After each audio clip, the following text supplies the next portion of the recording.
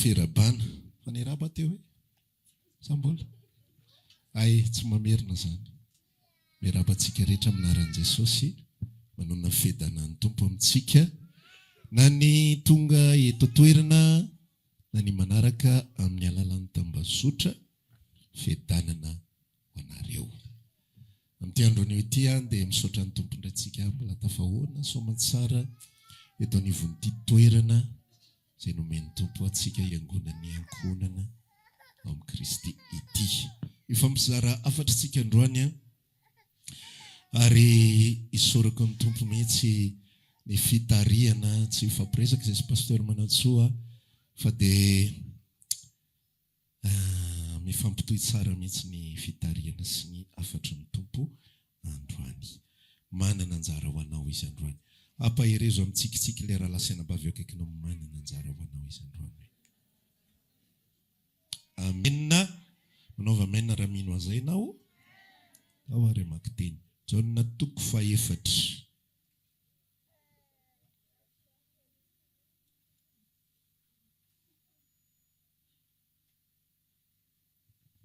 Jaona 4:4 no andeha hovakitsika amin'ity andro anio ity Jaona 4:4 andininy 13 ka hatramin'ny 15 Jaona 4:4 andininy 13 ka hatramin'ny 15 rehefa hitanao andeha hovakina aminaran'i Jesosy tompo Jesosy namalaka nanao taminy raha vehivavy hoe zay rehetra misotro ity rano mifatsakana ity dia mbola angetaeta indray fa na iza no misotro ny rano zay omeko azy dia tsy angetaeta mandrakizay fa ny rano izay omeko azy dia ho loharano miboiboika ao anatiny ho fiainana mandrakizay ora vehivavy taminy tompoko meo zany rano zany aho mba tsy angetaeta na aketo atsaka intsony vadika pejy vitsivitsy Jaona 4:7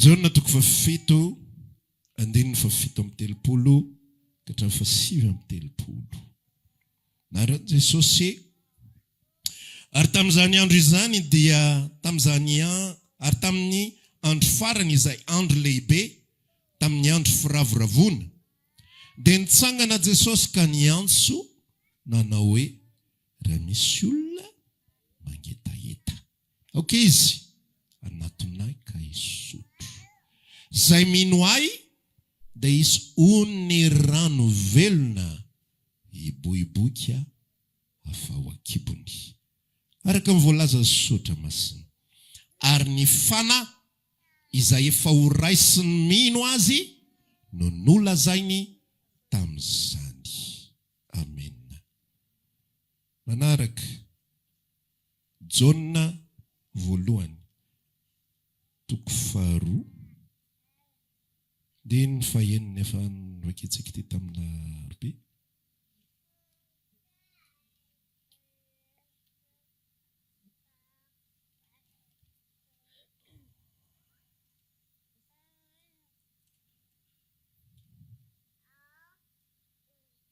Jaona 1:2 andininy fahenina Jaona 1:2 andininy 5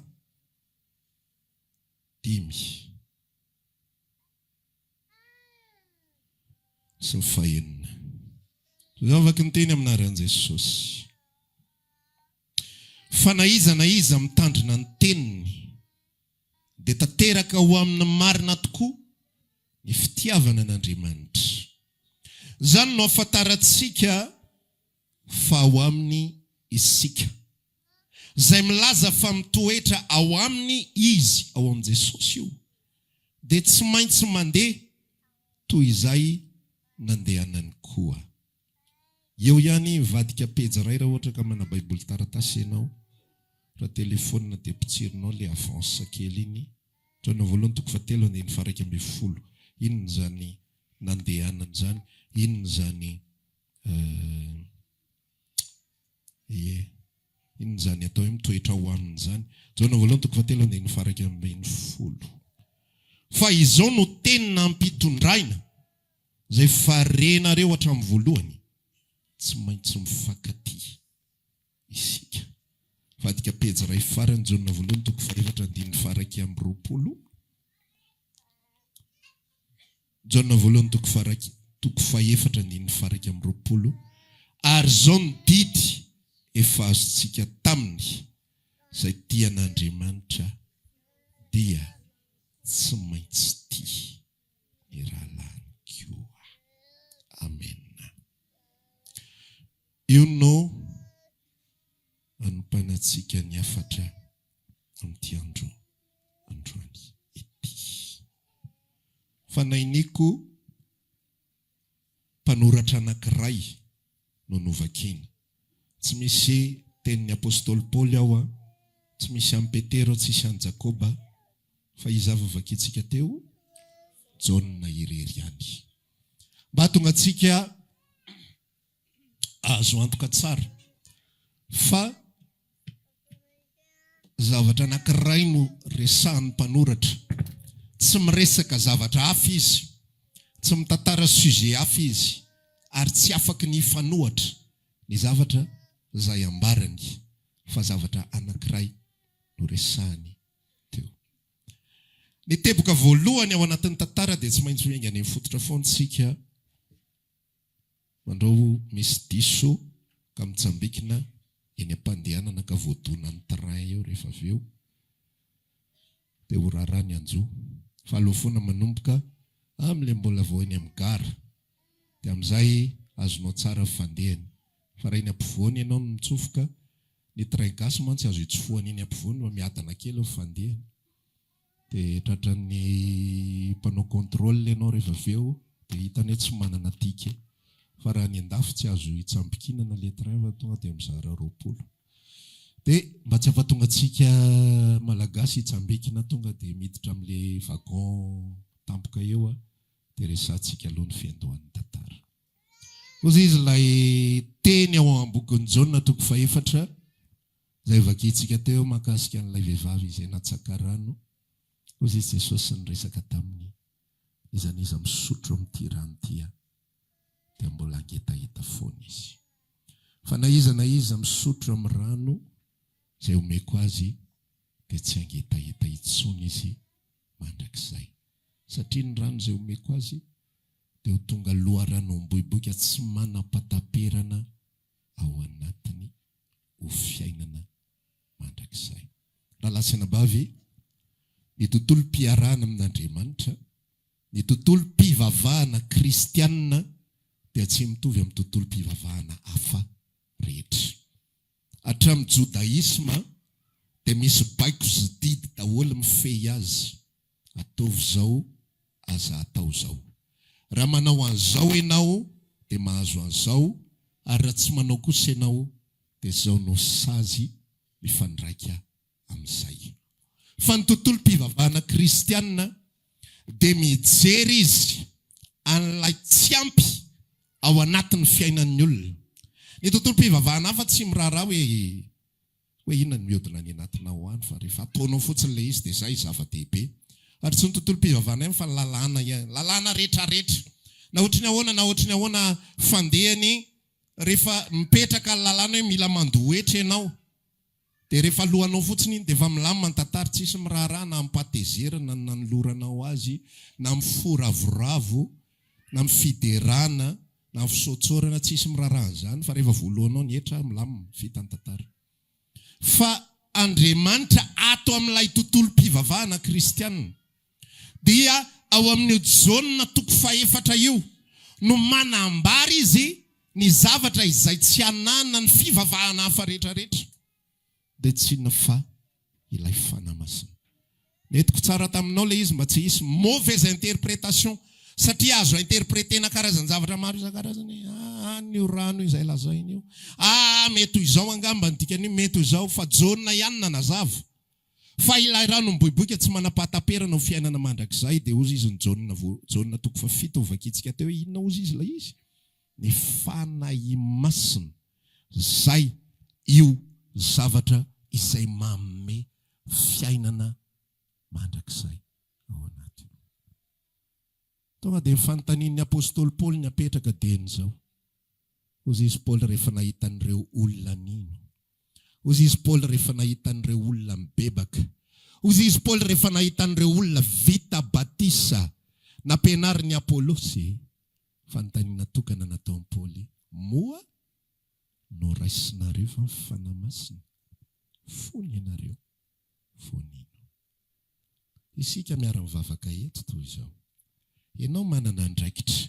Ianao vita batisa. Ianao mpandray fanasan'ny tompo. Ianao manao an'ity karazana zavatra rehetra ity. Moa no raisinareo ve ny fanamasina. Fony ianao fonino. Tsy hoe manao ratrapazy akory paster Tofo satria tsy teo izy tamin'ny Pentekosta. Fa ny fotoanan'Andriamanitra ho amin'ny fanahy dia tsy misy limity ary tsy misy andro manokana. Ka hoe rehefa andro Pentekosta ny fitory an'izany tsia. Fa mbola miverina izany fanontaniana izany aloha ao anatin'ny minitra vitsy efa noraisinao ve fanamasina fony ianao vonino. Hoy ireo namaly amin'ny Paoly tsy renay akory fa efa nomena izy. Jereo le honnêteté, jereo le zavatra tsapany reto olona ireto. Fa le olona dia natsapa fa na dia nibebaka ary izy. Za mantsy ny defo goavana indrindra ao anatina fivavahana kristiana. Ny fivavahana kristiana heveriny olona fa hatana tohatra andehanana. Ka rehefa nahavita n'ity dingana ray ity dia misy zavatra tonga automatika manaraka an'izay. Tsia. Fa ny famantarana ho izy Jesosy milaza fa ao aminy isika aloha voalohany indrindra. Dia ozy izy milaza misy loharano miboiboika tsy manapahataperana ho fiainana mandrakizay ao anatin'ny olona io. Amen. Ny famantarana fa ao anatsika ny fanamasina. Fa efa nisotro marina isika fa ao amin'ilay fivavahana tena izy isika. Dia tsy isika mambara ny SFM, na tsika mpanaraka pejy, na tsika mahay an'ilay karazana toriteny sy ny numéro rehetrarehetra sy ny titra rehetra, tsisy ratsy izany. Fa efa nisotro vena. Sa ohatra ilay vehivavy teo amoron'ny fatsakana. Misy tantara mahafinaritra ilay izy, fa misy tantara mampalahelo. Ny tantara mahafinaritra dia intéressé izy, fa ny tantara mampalahelo lasa izy niazakazaka nakany an-tanàna. Tsy nanontany toyiny izy hoe ahoana no azoko an'izany aloha e, ahoana aloha. Alohan'ny andehanako any an-tanàna hitantara, ahoana ny azoko an'izany. Fa vao tonga fotsiny le resaka hoe atsoy vadinao dia lasa izy nakany an-tanàna. Hoe tsy manambady asa sisa rehetrarehetra. Andrany ihany koa misy afatra melohan'ny afatra manaraka izay tsy maintsy hoentina foana eo anivon'ny fiangonan'Andriamanitra. Efa noraisinareo ve ny fanamasina fony ianareo vonino. Raha tsorina an-tantala efa nisotro ve ianao. Ny alalanao fa nisotro ianao dia misy loharano miboiboika ao anatinao tsy manam-pahataperana. Inona tika zany loharano miboiboika tsy manam-pahataperana zany? Misolika ao anatinao. Misy mirehitra ao anatinao, misy misarika ao anatinao, misy etaeta tsy manapahataperana ao anatinao. Etaeta iny, faniriana iny, i-connecta amin'Andriamanitra. Ifandray amin'ny dadanao, hitady an'ilay mpamonjy anao. Zany ny atao hoe misy loharano miboiboika ao anaty. Misy faniriana foana, te hiaino, te hanatona an'Andriamanitra, te hiresadresaka aminy. Zay le loharano miboiboika tsy manapahataperana fiainana mandrakizay ao anaty. Fa be dia be afaka ny olona mivavaka fa izy tsy te halala zany. Fa rehefa vavaka izay dia izay fotsiny aloha aza sikirina be ohatran'izany le izy, nga voatery tsy maintsy ohatry ny ianareo no izy e, ngala izy anay e. Ngala izy amin'ny paster Tofo e. Tsy zany iny teny an'izany e. Tsy paster Tofo toko 4 ny vakitsika teo e. Tsy namaky an'izany tsika teo. Tsy epistily voalohany soratan'ny paster Tofo toko 2 no novakitsika teo. Fa i Jona apôstôly no nanome an'ilay izy. mba hahafahan'ny olona rehetra izay misidentifie ho kristianina, izay milaza ny tenany fa ao aminy. Avantsika mbola iroso amin'ilay Jaona voalohany toko faharoa, Jaona voalohany toko fahatelo, Jaona voalohany toko fahaefatra. Fa le Jaona toko fahaefatra sy Jaona toko fahafito aloha mialoha zavatra rehetra. Nisotro ve ianao io? Fa raha tsy nisotro ianao io, tsy mety aminao le Jaona voalohany toko faharoa, dia tsy mety le toko fahatelo, dia tsy mety le toko fahaefatra. Fa ho an'izay efa nisotro, zay vao afaka miditra mitohy any tantara. Ho an'izay efa afa-po, ho an'izay efa ninana ka voky, zany io Jesosy zay toriana io, zay tsy mahareraka anay. Fa na dia efa misy hetsika be dia be, na dia reraka ara ny vatany, dia eny foana misy energia renouvelable ao anaty ao. Mamelona indray, mamelona indray, mamelona indray. Eto Madagasikara tsy dia misy ilay tôbila atao hoe hybride. Fa ny ivelany be dia be ny tôbila hybride. Ny tôbila hybride misy moteur anankiroa ao anatiny. Ny anankiray elektrika dia ny anankiray termika. Ny atao hoe termika zany ilay moteur mahazatra ilay ohatrany ao anatina kapohana tôbila rehetrarehetra. Dia ny tôbila hybride tsy miara-mandeha izy roa. Fa rehefa mandeha milamina ianao dia mandeha ny elektrika, ohatra zany zao mandeha embouteillage ianao dia mandeha elektrika ilay tôbila, dia tsisy feo heninao. Fa rehefa manitsaka ianao dia mihetsika amin'izay ilay moteur termika dia mandeha. Dia rehefa manitsaka iny ianao dia iny moteur termika iny misarge ilay elektrika. Izy zany tsy mila atsatoka courant, fa eny am-pandehanana iny izy dia misarge ho azy. Dia rehefa mandeha milamina indray ianao dia mandeha ho azy izy. Milatsaka kely ianao dia misarge ho azy izy amin'ilay moteur ny anankiray. Ny olona ao amin'ny Kristy dia izay ilay loharano miboiboika tsy manapahataperana ao anatiny.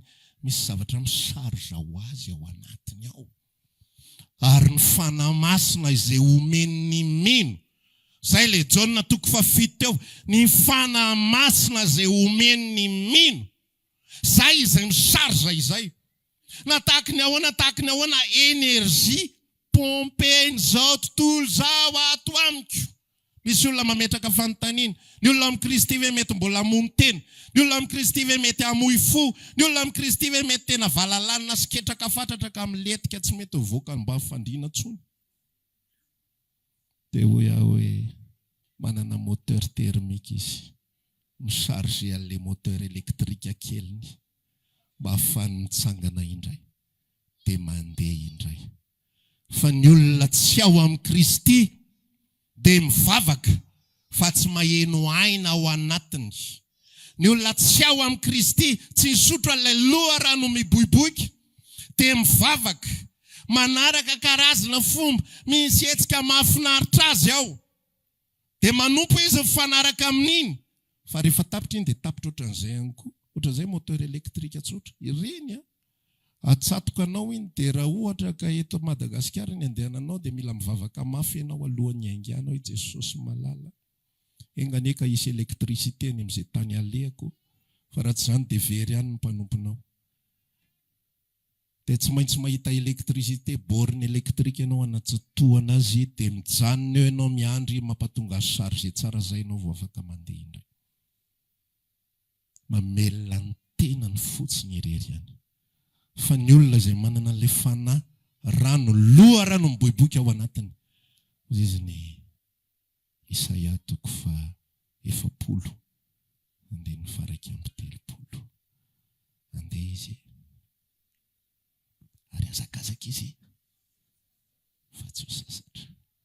Mandeha foana, mandeha foana, mandeha foana, mandeha foana. Tena henonay mihitsy izany. Henonay izany zavatra izany. Henonay fa rehefa reraka ny ao anatinay ao misy mamelona. Henonay fa rehefa trotraka ny ao anatinay ao misy mampitsangana foana. Rehefa misy olona miteny ianareo kosa mahery dia tsy any anatinay izany hery izany, fa mitovy amin'ny olona rehetra ihany izahay. Na zahay ary gaga hoe fa izany ahitana an'izany hery izany, fa ahoana ary mbola mampijoro, fa ahoana ary mbola mampitsiky, fa ahoana ary mbola tsy fotsy daholo reto volo reto. Tsy mametsiny an'izay fotsy to dia verinao Ariana tsy manana loharano raha pastera izany. Fa rehefa misy loharano miboiboika tsy manapataperana ao anatinao ao, efa tapitra ny solika omen'ny fiainana, efa tsy mahafinaritra tsony io fiainana io. Fa rehefa misy loharano ao anatinao ao, dia iny no miekipe anao mamelona ny any anatinao, mahame fifaliana ao anatin'io fonao midobika io, mampalahelo anao zao tontolo zao sy ny tontolo manodidina, fa mitraka ianao anatin'ilay izy dia misaotra ny Tompo, dia miteran'Andriamanitra. Zay Jesosy miresaka iray io, miteranao tompony lanitra sy ny tany ianao. Raha misy olona manana fiainana mampalahelo dia anankiroa anatin'io Baiboly io, Jesosy ny ray, ny apôstôly Paoly ny ray. Jesosy ny ray tsy moramora ngera lasaina bavy averiko eto ilay izy. Raha ohatra surprise ohatra antsika ilay famadihana, tsy maninonino satria hoe bon efa hiteo zay vao hoe io fa namadika ilay ngiaty. Fa ilay tantara vao rekritena mihitsy ny Jodasy dia efa fantatra ngiaty moa zany dia hamadika. Dia jejery amin'ny Petera izy. Dia moa zany ilay tsy haneno akory ilay akola, tsy tahotra tsy henatra dia hiteny hoe tsy fantatro mihitsy ho azany Jesosy zany. Misy ray amin'ny mpianatra zay rehefa samborina Jesosy. Dia tsy haiko moa hoe ohatrany ahoana na ohatrany ahoana zany fandeha ilay tantara, fa tsy manana fahatsi-akanjo ray zany ry zalahy, tsika mantsy mba manana ray roa telo. Ny andry-zalahy zany ray any. Tratra miaramila ohatr'izao ary ilay akanjo. Fa tonga dia eto ray tongotro miboridana. Tsisy tahotr'olona sy henatr'olona tsony fa lasa. Fa efa mihodina ao anatin'ny sain'i Jesosy daholo zany hoe fantatro daholo ny lalan'ireo rehetrarehetra. Tena lazaiko anao raha tsika nomen'Andriamanitra fotsiny information 1% ny fantatry Jesosy tamin'ny tantarany, tsy mety ho voaka ao an-trano ianao. Hoe fantatra fa ianao io dia olo ty hananina anao, dia hianona koa anao hanina anao. Dia ilay vadinao ty be anao ilay mitory fitiavana io, hanondrana io ato. Dia ilay zanakao io zao no adalana tsy evoaka ny tranontsika. Tonga dia ao anaty boto ato hiandry an'i Jesosy. Anareo so fiainanareo izay adalanareo any atovy rery any tsisy anahy. Fa ny Jesosy fantany zavatra rehetra. Fa misy loharano miboiboika tsy manam-pahatam-penana, tsy mety ritra ao anatiny mamelona azy, mamesolika azy, mahatonga azy mihazakazaka foana, mahatonga azy mandeka tsy ho reraka, mihazakazaka fa tsy ho sasatra. Not faint ozy izy amin'ny teny Anglisy, ny dika ilay faint torana. Rehefa mihazakazaka ela tsy inona ianao ka tsy mahazo, tsy akijanona eo fihazakazahana, torana ianao farany. Fa rehefa miandry an Jehovah ianao dia mihazakazaka ianao fa tsy torana. Mihazakazaka ianao fa tsy safotra. Mihazakazaka ianao fa mitombo hery any am-pahandianana ianao. Ka ianao izay mivavaka androandry, mialohan'ny vadiantsika amin'ny toy an'ny tantara, satria ny toy ny tantara dia mafimafy. Ka etsika dia mila assurena tsara aloha hoe velona tsara moteranao izay afaka ny amelona anao hiatrika an'ilay manaraka. Dia tsy maintsy mila azonao antoka. Fa noraisinao zany raha niboboka tsy manam-pahatam-perana zany. Raha mbola tsy noraisinao zany hivavakatsika rehefa avy eo. Dia ianao mila miteny amin'ny vavanao ny zako mba te hanandrana an'izany. Ozy izy ilay vehivavy hoe Tompo, mba meo amiko koa zany rano zany. Mba tsy atsaka eto intsony aho ozy izy. Tsy atsaka eto intsony.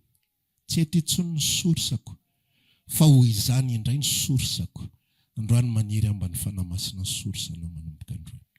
Amen. Eny ary, taontsika hitohy amin'ilay tantara amin'izay efa azonao ny tapany voalohany iny.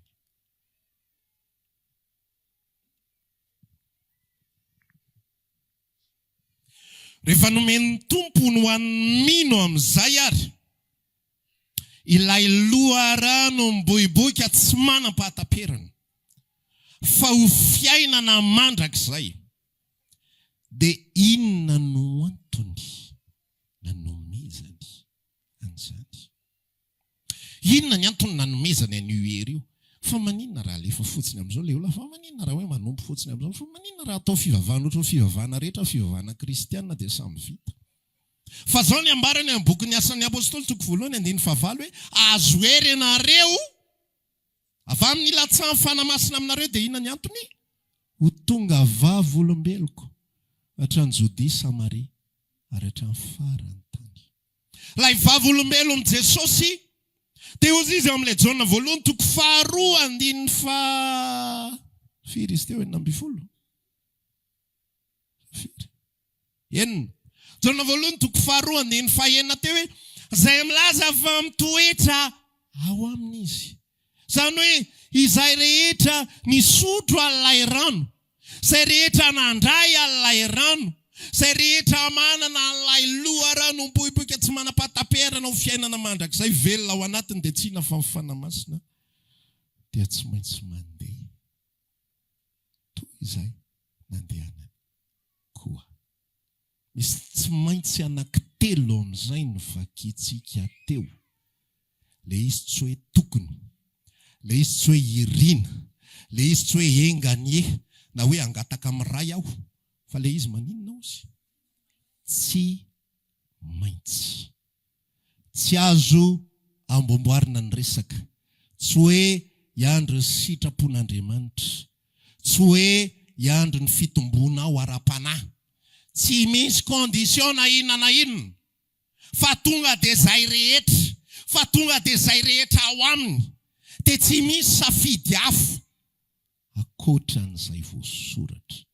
Dia tsy maintsy mandeha arak'izay nandehanany ihany koa. Dia hozy izy Jona ihany ao amin'ilay Jona voalohany toko faha 12 vakiko kely hoe andiny fahadimy satria ao izy manambara ilay didiny. Ilay didiny. Io didy io ataoko ao anaty parenthèse kely fa raisin'ny olona izay mampianatra ny fitandremana ny resaka didy amandalana. Jona voalohany toko fahatelo. Jona voalohany rehetrarehetra milaza hoe mila mankatony didiny, mankatony didiny, mankatony didiny. Fa ny didin' Jesosy izay voasoratra amin'ny Jona voalohany, izay resahan'ny Jona voalohany, izay ambaran'ny Jona toko fahatelo ambin'ny folo, izay ambaran'ny Jona toko fahaefatra ambin'ny folo, toko fahadimy ambin'ny folo. Dia tsy misy afa-tsy ny fifankatiavanareo izay no didiny. Dia hozy izy ao amin'ilay Jona voalohany toko fahatelo andiny faha 1:10. Izao no tena nampitondraina anay izay efa renareo hatramin'ny voalohany. Tsy maintsy mifankatia isika. Jona voalohany toko fahaefatra andiny faha 1:20. Ary izao ny didy efa azontsika taminy, izay tia an'Andriamanitra dia tsy maintsy tia ny rahalany ihany koa. Tsy maintsy tianao aho. Tsy maintsy tianao aho. Tsy maintsy mamela ny helokao aho. Tsy maintsy mivavaka ho anao aho. Tsy maintsy manisoa anao aho. Tsy mahazo manisy ratsy anao aho. Tsy optionnel zany. Azo atao, azo tsy atao izy ateo. Fa tsy maintsy. Ny fiarahana amin'ny Kristy raha lasianabavy, misy karazan-javatra andrasana. Ka aloha ohatrohatr'izao, izay vao hanao an'izao hetsika izao. Andraso aloha tahaka izao, izay vao hanao karazan-javatra toy izao.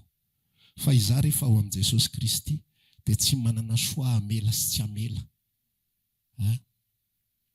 Tsy manana choix. Rehefa manana conflit amin'ny raha lasianabavy, dia mafy be ny tenin'i Jesosy. Tsy maintsy. Izany hoe tsy maintsy tediavako ny fomba hanadiovako ho foka eo anatrehanao. Tsy maintsy tediavako ny fomba rehetrarehetra. Tsy afaka miandry aho. Tsy afaka manamboatra saina fa ny didin' Jesosy dia tsy maintsy mandeha arak'izay nandehanany. Hozy aho hoe mbola tsisy ninona nie. Efa hozy Jesosy miresaka sahady amin'ny mpianany zao andeha hiatrika ny azo fijaliana. Ary nareo rehetrarehetra ireo dia andao adaholy. Fa zao, sa efa nivavaka mba tsy ho levina ny finoanareo. Fantatro ny zavatra rehetra. Fa mialoha fahatongava zavatra rehetra. Dia efa mifona ao anareo sady. Efa mamela anareo sady. Ny relation'ny olona ao amin'ny Kristy. Rehefa avy eo jerentsika hoe mitondra makay izany zavatra izany. Ilay tontolo izany dia izao. Men'Andriamanitra ny fitaovana dia omeny ny objektifa. Dia ampahafantariny hoe inona ny anton'ilay izy. Averintsika, nomeny ny fitaovana, omeny ny objektifa, ampahafantariny inona ny anton'ilay izy. Ireo telo ireo no zavatra izay hitondran'Andriamanitra antsika. Sasy ianao zany tsy forsena be fotsiny. Raha olona tsy nandray ny fitiavan'ny Kristy, dia tsy terena hitika ianao ary mbola tsy nandray. N'Andriamanitra tsy diso ilay izy forsena fotsiny ilay tenin'Andriamanitra.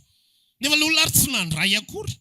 le olona tsy nisotro akory fa ho an'le olona izay nisotro ho an'ilay olona izay nigoka dia izao ny fampianarany soratra masina tsy maintsy raha manana zavatra hafahafa ao am-poko dia tsy vita amin'ny fotsiny hoe ohatra mbola tsy hafa mbola tsy tena milamina loatra fa loaloha tsy andray fanasan'ny tompo dia mipirina any efa milamina tamin'izay fotsiny zaiko kosange efa tsy nandray fa tsy nandray efa fantatro ny etahako hoe mbola tsy tena ao tsara tsy te homeloka any amin'ny tena sy ny ranon'ny tompo fa zasenao dia tsy maintsy tia misy fotoana manahirana raha olombelona ary za dia ilaza eto fa tsy misy izay tsy manahirana fa samby amin'ny fotoanany fotsiny mba ianao fotsiny tsy nanahirana androany fa ianao dia nanahirana tao aloha tao ary ianao dia mbola nanahirana ny aoriana fa mba androany fotsiny ianao tsy nanahirana dia le hafa ny nanahirana androany dia ozo fonao hoe ka manahirana be izy ka izy tena ohatran'izao ka izy nge tena sarotra tenenina be izy nge sarotra atao azao fa za mampanompo n'Andriamanitra na miteny zavatra ray ary ka tsy manaraka ianao dia tsy manana zo atso tianao fa tsy maintsy tianao na ohatra raka misy zavatra na nisoanao dia tsy tadidinao tsony le izy rehefa dia tsy mahazo lotika aminao ny foko fa tsy maintsy mijery anao dia ao am-poko ao miresaka amin'i Jesosy io mbola ho tiaviko foana ty olona ty satria nomenao an'ilay solika ao anatiko ty olona izay nanao ny tsy mety ity nefa izy amin'io tsy tonga saina akory ataonao ohatrany tsy nisy le izy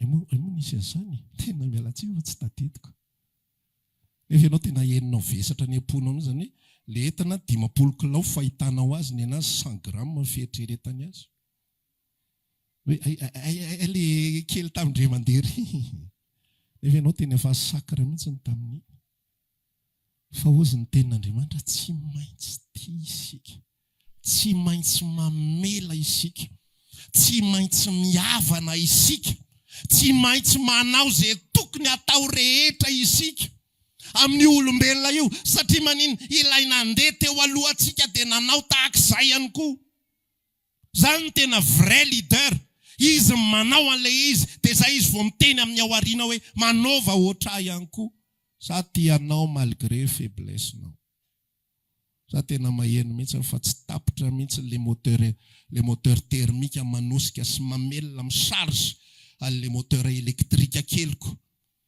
dia misy fotoana ary manondrana zahay dia olombelona tahaka ny olombelona rehetra fa rehefa mijery fahasoavan'Andriamanitra mamelona ny fo ny any zavatra anisan'ny tena tiako indrindra ny fiarahana amin'ny tompo rehefa mbola henoko hoe za tsy dia mpitomany matetika fa rehefa mbola henoko hoe mbola mitady angano andro zany masoko izany maheno an'ilay fitiavan'i Jesosy be dia be tena mbola midoboka fokany anatiko any Jesosy mbola ataonao sensible aminao foana malgré ny défautko malgré ny tsy fataterahako malgré ny fifandraisako aman'olona izay mety tsy araka ny tokony ho izy izay mety misy zavatra toriko mbola mety tsy ainako indraindray fa tia foana ianao dia mamindra fo foana ianao dia mamehery foana ianao dia omenao foana le loha ranom-bohibohika tsy manam-pahataperana adapteko ny atao anatiko tsy maintsy tianao rehefa misy défaut anao dia teneniko ianao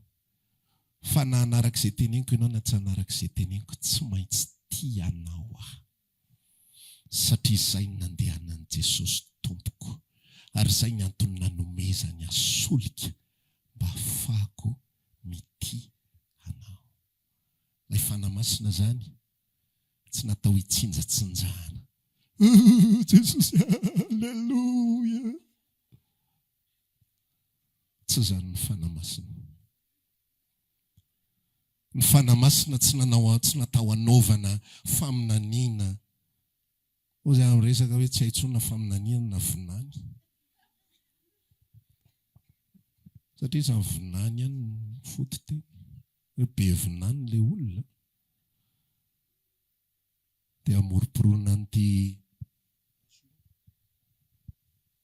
amoroporonana n'ity karazan-javatra rehetrarehetra teo.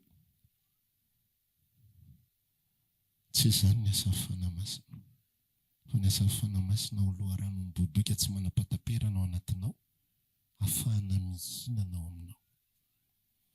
Osintsika tamin'ny Larobia, ny filazany tsara tsy fandraisana fa fanomezana. Efa tsy mahazo retour ianao fa mitohy manome ihany. Efa tsy mahazo retour ianao fa mitohy. Osy Paoly ange miteny hoe tenenina mafy izay dia manina moa izy? Mamaly moramora. Avaiza ilay famaliana moramora? Avy ao amin'ny fanahy masina ilay izy. Amen. Izany ny atao hoe manome fitiavana avako hoe. Izany ny atao hoe manome fitiavana. Manome fitiavana. Mamaly moramora. Tevatevaina izay misaotra. Avaiza izany hery izany? Avy ao amin'ilay loharano miboiboika tsy manapahataperana ho fiainana mandrakizay ary tsy inona fa ny fanahy masina izany. Ahafahantsika mandeha tahaka izay nandehanany ihany koa. Misy tantarany, iza moa nanaranyity izy? Stefana, na Etienne ozy izy ny katolika. Izy Stefana hotoraham-bato. Fa eo anatreham-pitoram-bato, tsy misy fankahalana eo amin'ity maso ity na dia kely akory ary. Tsy misy ozona na dia kely akory ary. Rehefa pitahanao ny tantara, any amin'ny testamenta taloha nisy ny mpaminan'Andriamanitra atao hoe Elisa zay. Ny anankiray Stefana olo-masin'Andriamanitra hotoraham-bato. Fa afaka miteny azy atao eliny an'izao raha. Fa Elisa nisy ny antso fotsiny hoe mivoary ilay sola. Zay fotsiny. Fa tonga dia nanozona ny tsotro izao ilay ankizy ny tany teny an'izany mivoary ilay sola. Misy fon'olombelona be tsy mahazo an'le hery avy ao amin'ny fanahy masina. Mazava kely ao anatin'ny 2 minitra hoe inona ilay tantarako Elisa ary mpaminaniko manina izy ny tsy mahazo, satria ny fanahy masina tamin'izany fotoana izany dia tahaka ity blouson tafiana ity fotsiny, fa tsy ao anaty. Ilay teny teo izy hoe rano velona miboiboika ao anaty, satsy ao anaty. Fa ny Elisa tahaka ity blouson tafiana ity fotsiny ilay hery. Dia rehefa nitenitenen'ny ankizy an'izany izy mivoary ilay sola dia niantso izy. Dia nisy bera ozy izy namono. Samy bera izany orsa. Nisy orsa namono an'ireo ankizy ireo efa tsy omby 70 maty angamba tamin'izay fotoana izay. Raha tsy diso aho. Tsy afaka manana izy omena. Satria tsy misy loharano miboiboika tsy manapataperana ao anatiny. Fa ho asoanao izay nandray an'izany. Dia nataontsika hanome fitiavana. Nataontsika hanome vavaka. Amen. Izany ny antony fanahy masina io. Ivavahantsika. Ifankatiavantsika. Isika aloha ilay teny. Tsy mbola miresaka izy azao tontolo izao ary tsy didin' Jesosy n'izao tontolo izao. Fa isika ny didy averimberiny eo foana. Mahazo mitatra ianao raha tianao hitarina ilay izy ny atiako atao amin'izao tontolo izao dia okey. Efa tafiditra ao anatin'izay resaka izay. Fa ilay didin' Jesosy ny resahantsika teto, isika tsy maintsy mifankatia, isika tsy mahazo fampiandry, isika tsy mahazo miandro hoe kaloha rehefa taritin'ny tompo amin'izay fa mbola tsy henoko Jesosy ny teny tamiko hoe tokony ho tiaviko ny anao. Tsy mila zany. Fa tonga dia tsy maintsy. Zany tsy maintsy zany en tout temps, en tout lieu, en toute condition. Zay mitranga fa tsy maintsy tia anao. Nafaly ianao natezitra tsy maintsy tiako ianao. Ao anatin'ny ianao ilay tezitra, misy fotoana vadiko rehefa tezitra iny tonga dia ataoko bisou tsotro izao. Tsy raharahiko. Fa tonga dia ilay raha lasenam-pafy tsy atao an'izay so dia foana avako. Foana tompoko. Fa tonga dia miova tsikitsiky ho azy tampoka izao tsy fantatra hoe avaiza. Satria ny fitiavana manarona fahotana maro. Raha te handroso isika, raha te hitombo isika, isika tsy natao hihinana fotsiny ihany. Ny fivavahana kristianina tsy ianao mahazo. Fivavahana diso izay voizin'ny olona ankehitriny. Hanao an'izao aminao Jesosy. Hanomeza ireny fonao izy, hitay anao izy, ianao ohatran'izao, ianao ohatran'izao, le nofinofisinao tanterany, le trano izay neritreretinao atao iny, amin'ity volany ity, hanao ny fototra ianao, manao vamiana. tsy izany fivavahana kristianina. Fa kristiany tia antsika mba ahafahantsika amin'ity ny rahala. Tia antsika izy fatany faiblesse tsika. Zany nge tena mba mangalanao fotoana ny an-trano any mba mitsotsotra kely, enoy ty toriteny ty, dia enoy ty portion anankiray ty, mangala fotoana mba mitsotsotra kely. Hoe Jesosy io fantatrao ny lalakaleako rehetra de A à Z, dia nefa ianao mbola nanapa-kevitra foana hoe tonga dia ho avelako ny heliko rehetra, dia tonga dia omeko anjara toerana ny an-danitra io, dia omeko an'ilay fanahy masina izay masaro-piaro ahy indrindra io, amelona sy azona azy mandra-pahatonga ny any amin'ny fiainana mandrakizay. Mangala toerana mipetrapetraka amin'ny saintsaina an'izany. Fa raha zanak'Andriamanitra ianao latsaka io ranomasonao. Henonao io hoe tena Jesosy fa inona ako. Dia vita izay zavatra izay dia afaka nieritreritra amin'izay hoe tena vitako amin'izay ilay mitiny hafa Jesosy. Vitako amin'izay ilay mandefitra amin'ny zavatra rehetra Jesosy. Vitako amin'izay ilay maharitra ny zavatra rehetra. Maharitra faiblesse satria zako misy faiblesse izay hiaretan'ny tomponareo. Mety tsy miharitra faiblesseko, mety miharitra ihany koa. Fa misy Jesosy miharitra faiblesse koa isan'andro isan'andro. Hoy izy ny Romana 8 mifony ao anatrehan'Andriamanitra izy. Isaka mihetsika. Raha eo.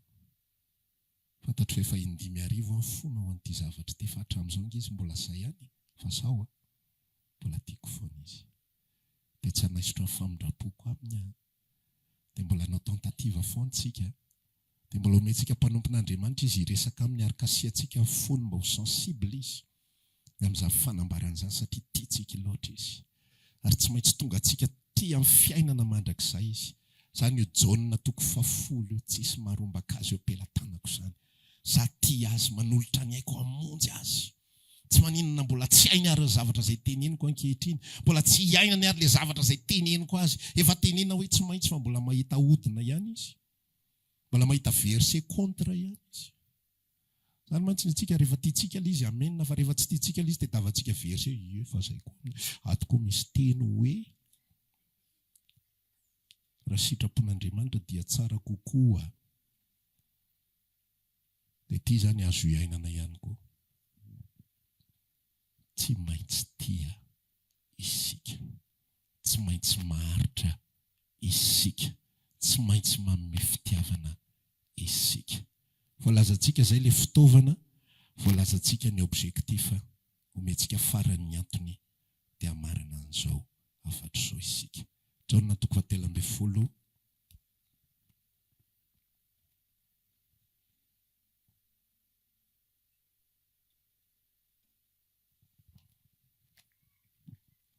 Fitaovana tanjona antony.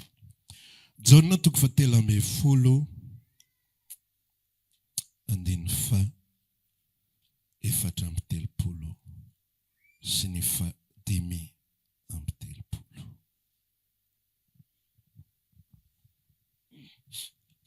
Toy izao vaky ny teny aminaran'i Jesosy. Nay raha na mamaky dia misy. Didy vaovao no omeko anareo. Dia ny mba hifankatiavanareo. Eny. Aoka ho tahaka ny nitiavako anareo no mba hifankatiavanareo kosa. Izany no ahafantaran'ny olona rehetra fa mpianatra ianareo raha mifankaty. Io ilay antony. Io ilay antony. Fa maninona no tsy maintsy. Fa maninona tsy hoe tsara raha. Fa maninona raha hoe iriko raha. Tsy fa maninona raha hoe ao angatahako amin'ny ray mba. Fa maninona no hoe tsy maintsy. Satria izany no ahafantaran'ny olona rehetra. Ny objektif ao fanamasina, ny tanjo fanamasina ao amin'ny asan'ny apôstôly 2:9 isika dia manambara. Fa azo eny ianareo avy amin'ny latsan'ny fanamasinareo dia ho tonga vavolombelona. Ka nietsika ray ny asana vavolombelona, ny témoignage zay ho hitan'ny olona rehetra anankiray anisany dia ny fifankatiavantsika. Rehefa voavoatra ny any anatin'ny fonao ity ny rahalahy sy anabavy dia ho hitan'izao tontolo izao hozy Jesosy. Zao ny didin'i Jesosy. Didy vaovao, tsy didy tranainy, fa didy vaovao. Niova ny fisoronana dia niova ny lalàna. Ny fisoronana fahiny ny arahana tamin'ny zanak'Levy taranak'Levy dia ireo didy 300. Fa rehefa niova ny fisoronana satria Jesosy tsy mba anisan'ny taranak'Levy akory izy. Izany hoe eo amin'ny nofo izy dia tsy anisan'ny mpisorona akory. Tsy mpisorona Jesosy raha ohatra ka alefa araka taranaka sy araka hoe zanakiza moa Jesosy. Jesosy avy any amin'ny Joda, tsy isy Joda lasa mpisorona izany. Fa ao amin'ny fanahy Jesosy ny lasa mpisorona. Lasa mpisorona be. Dia miova ny lalàna. Rehefa niova ny lalàna dia lasa inona ny lalàna? Lasa laididin Jesosy.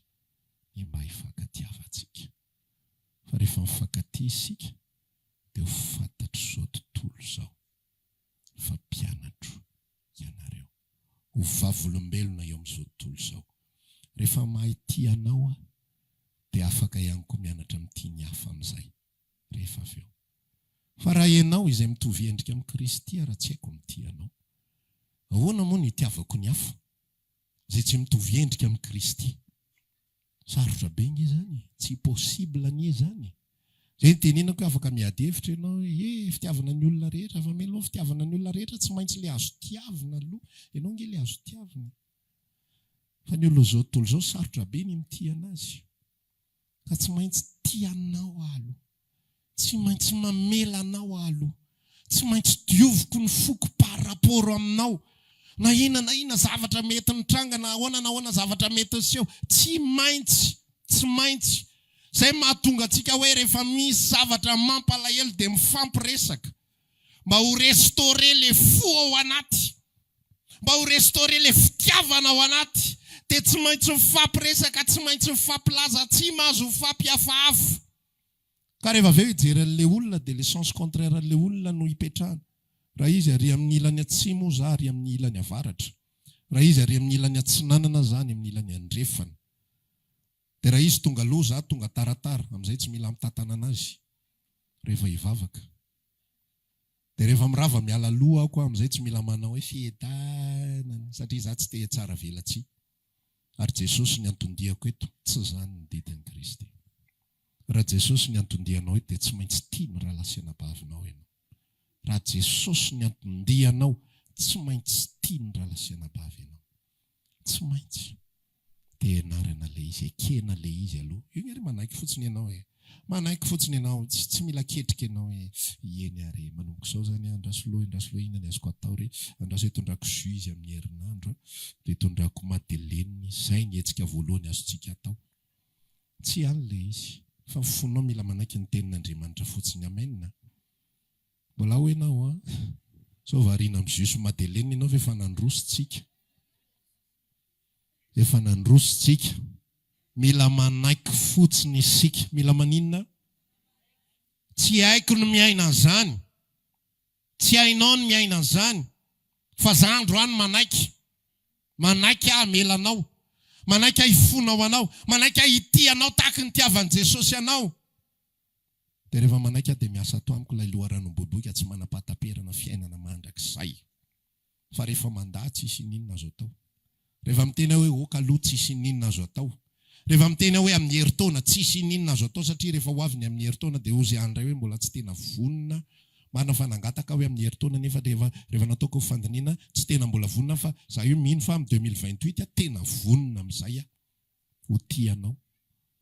Tsy manaiky fotsiny aho. Zay ny teninao Jesosy, ekeko izany. Na tsy haiko ary miaina azy.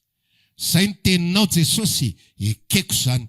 Na mbola ohatr'izao ary ny toetrako. Ary io tsy akifidy Tsy akifidy hoe efa tsika nge olona somary ferme kely izay moa tsika. Eny ezahany, efa eno izay. Efa ezay pastera fa ezahana. Tonga dia lavina ny momba rehetrarehetra. Ekeko le izy. Ekeko tsotra izao. Rehefa miteny Jesosy tsy maintsy dia tsy maintsy. Mitoyany izy malala izay hitondrany fa za manaiky fotsiny. Manaiky Jesosy.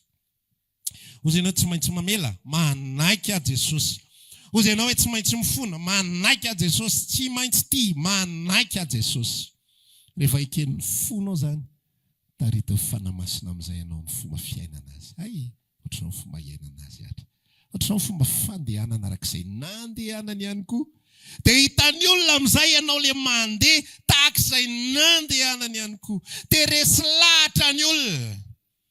Fa inona tsy mandresy lahatra ny olona ao anatin'ny tontolo-pivavahana? Naresa aminareo areo fandaka ohatra valalakaro. Naresa aminareo areo fanohatra. Mengy iny jentilisa ao anatin'ireny. Le izy misy sansa roa. Misy sansa roa le izy. Miomeny jentilisa mahita an'ireny. Reny hoe olona mpivavaka ray fiangonana fa miady. Tena efa nisy mihitsy ohatran' izany raha lasa anabavy mpitarika roa samy hafa. Fa io fiangonana ray io zarain'izy roa lahy nasiany rideau teto.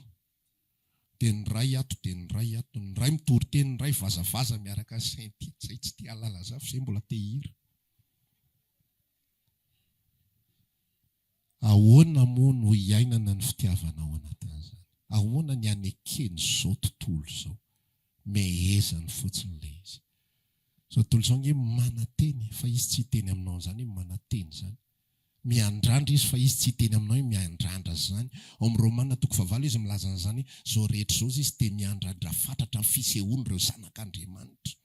Romain 8 misy an'izany, miandrandra fatratra.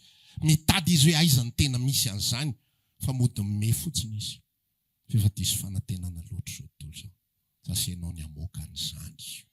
Tsy haintsika izany fa hoafoaka antsika izany. Satria misy loharano ao amintsika, misy kapasite ao amintsika. Afahantsika miaina an'izany.